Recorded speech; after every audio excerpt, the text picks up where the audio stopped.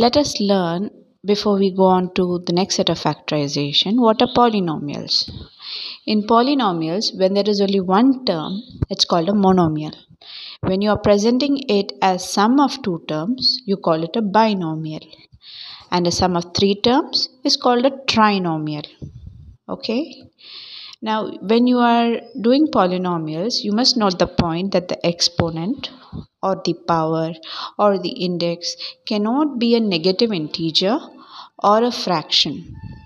The powers that we place on top, right?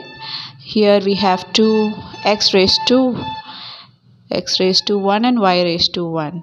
But what happened here? Over here, in the x came down. So when you're placing it up, x raised to minus 1. It cannot be a negative integer. It cannot be a negative integer or it cannot be a fraction. Here when you say square root of x, it means x raised to 1 by 2. That is a fraction. So it is not a polynomial. Which are polynomials? When you have the indices are in whole numbers. Like you can have 0, 1. Here it is 0. There is no there is no variable, right? It's only 7.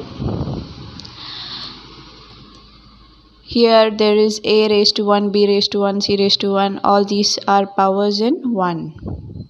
So these are all polynomials.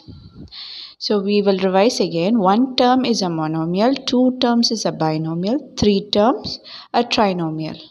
And your exponents should not be what? A negative integer or a fraction. They can be whole numbers. Okay, so what's a polynomial? A sum of monomials in which variables always occur in indices 0, 1, 2, 3. Another name for indices?